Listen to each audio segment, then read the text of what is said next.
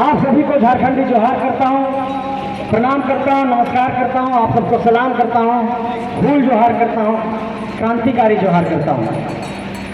मेरे साथियों, 2 दिन के बाद तीसरे दिन मतदान होना है और लोकसभा का चुनाव 5 साल के बाद होता है। और इस 5 साल के बाद आपको एक ये निर्णय लेना पड़ता है कि अपने मतदान को सही तरीके से उसका प्रयोग किया जाए।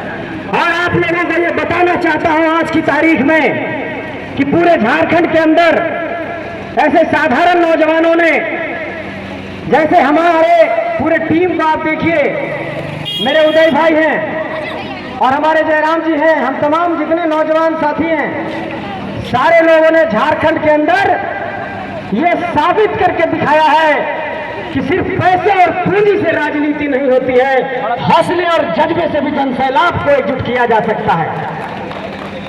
और पूरे झारखंड के अंदर और पूरे देश के अंदर इस बात की पूरी चर्चा है।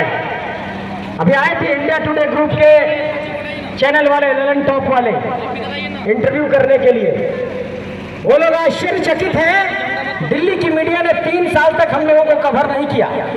पूरे देश में कहीं लोग 20-30 हजार भी इकट्ठा हो जाते हैं तो कहा जाता है कि बहुत बड़ा आंदोलन हो गया। हम लोगों ने लाखों लाखों का सैलाब लाया झारखंड के अंदर, लेकिन दिल्ली की मीडिया कवर नहीं कर रही थी। लेकिन इसी दिल्ली के राजनीतिक घराने को हमारे खतियान की आवाज को सुनना पड़ा और राष्ट्रीय राजनीतिक दलों ने खतियानी लोगों को टिकट देना शुरू किया। यह हमारी पहली जीत है। इसलिए आप सबसे ये कहना चाहते हैं और आप तमाम लोगों को कहना चाहते हैं कि अगर इस जमहूरियत में सियासी हक हुकूक की लड़ाई नहीं लड़ेंगे, इनकलाब की आवाज को साथ नहीं देंगे, इनकलाब की आवाज को मुकम्मल नहीं करेंगे, तो ये जमहूरियत गलत हाथों में चला जाएगा और ये हमारा लोकतंत्र नहीं बच पाएगा। आज की तारीख में लोकतंत्र को बचाने की भी लड़ाई है। आप सबसे यही कहना चाहता हूं, इस बुनियाद पर वोट मत करिए कि दिल्ली में आपको प्रधानमंत्री किसको बनाना है, कौन प्रधानमंत्री बनेगा, कौन प्रधानमंत्री नहीं बनेगा, किसको बहुमत मिलेगा।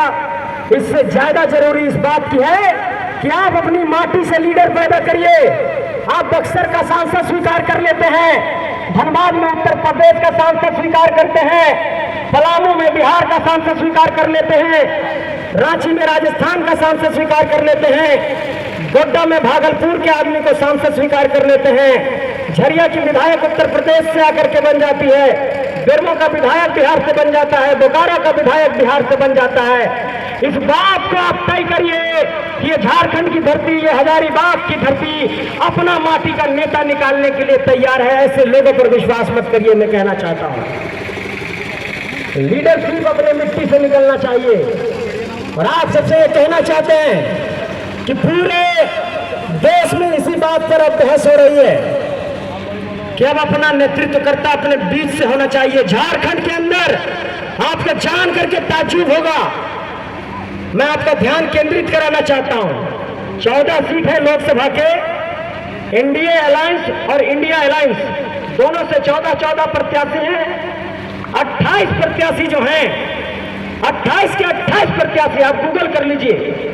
कोई किसी का बेटा है, बेटी है, पति है, पत्नी है, पूंजीपति है, कोयला माफिया है, दारू माफिया है, शराब माफिया है, शिक्षा माफिया है, ऐसे ही सारे लोग बने हुए हैं। मेरा सवाल इस बात को लेकर के है कि क्या साधारण लोगों को ये लोग टिकट नहीं दे सकते? क्या उनके राजनीतिक दलों में 20-30 साल से काम करने वाला कोई साधारण राजनीतिक कार्यकर्ता नहीं है?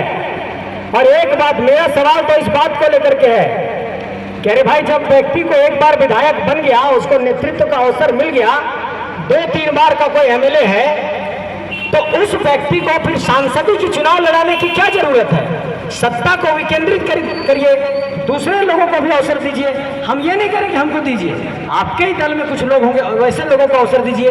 ये बार बार नेता का बेटा नेता बनेगा, विधायक का बेटा विधायक बनेगा, सांसद का बेटा सांसद बनेगा, विधायक ही सांसद चुनाव लड़ने आएगा, विधायक की पत्नी विधायक बनेगी, विधायक की पत्नी सांसद की उम्मीदवार बनेगी, सांसद की बेटी सांसद की उम्मीदवार बनेगी। अब इस बात की तैयारी करिए कि बार बार राजा का बेटा राजा नहीं बनेगा,